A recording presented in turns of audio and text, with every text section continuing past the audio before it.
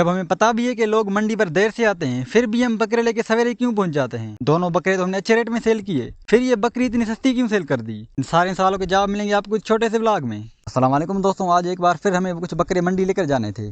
अभी सुबह के 6 बजे का वक्त है। ये बकरा हम ले आए हैं जो कि हमने 37,000 रुपए में खरीदा है। बस अब हमारी तो यही दुआ है कि अच्छे दाम में फरोख्त हो जाए। और आज भी उसी दिन जैसा मंजर है, लोग अभी थोड़े बहुत ही पहुंचे हैं। आप लोग सोच रहे होंगे कि जब हमें मालूम ही है कि लोग सुबह सवेरे नहीं आते तो फिर हम इतनी जल्दी क्यों पहुंच जाते हैं। तो दोस्तों बात असल में यह है कि सुबह सवेरे बकरे कम होते हैं, जिसकी वजह से अच्छे रेट और जल्द फरोख्त होने के इम्कान ज्यादा होते हैं। बहुत से लोग दूर दूर से आते हैं और इधर से बकरे खरीद कर फिर बड़ी मंडी ले जाते हैं। लेकिन अभी तो सुनने में आ रहा है कि बड़ी बड़ी मंडियों में बड़े जानवर के 3,000 रुपए तक लिए जा रहे हैं। और ये 3,000 सिर्फ जानवर ले जाने वाले से नहीं, बल्कि जो खरीदता है उससे भी लिए जाते हैं। अंधेर नगरी चरबट राज है, कोई पूछने वाला नहीं। एसीडीसी सिर्फ गरीबों के पीछे पड़े रहते हैं, लेकिन यहाँ उनकी जबान को सांप सूंघ जाता है। खैर, ये बकरा हमने 29,000 रुपए में फरोख्त कर दिया। अब चलते हैं दूसरा बकरा लेने।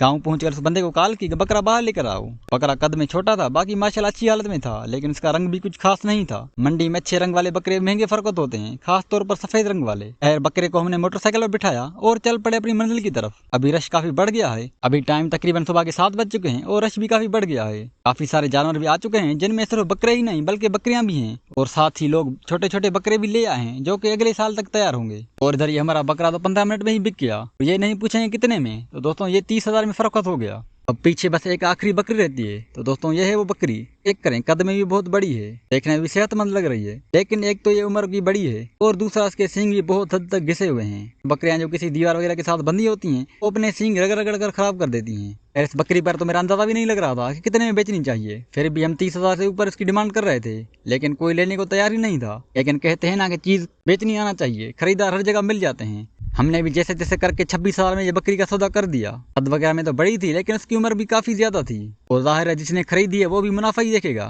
फिर हम भी वापस घर आ गए। इधर हमारे गांव में एक भाई साहब छोटे चूजे फरोख्त के लिए ले आए थे। मैंने उनसे पूछा कि सिर्फ बेचते हैं या खरीदते भी हैं। उन्होंने हंसते हुए कहा कि यही फरोख्त नहीं हो रहे, दूसरे कैसे खरीदूं। आपको पता है कि पिंजरे वाला बड़े चूजे 300 रुपए पर एक दाना दे रहा था, जबकि छोटे चूजे का 50 रुपए के हिसाब से मांग रहा था। खैर, मेरे पास तो अपने ही बहुत हैं, इस वजह से मैंने नहीं लिए। अगर अभी तक आपने मेरे चैनल को फॉलो नहीं किया तो जल्दी सब्सक्राइब कर दें, ताकि आप लोगों को नई वीडियोस की नोटिफिकेशन मिल सके। इसी के साथ मुझे दीजिए इजाजत, मिलते हैं अगले व्लॉग में। तब तक के लिए अल्लाह हाफिज।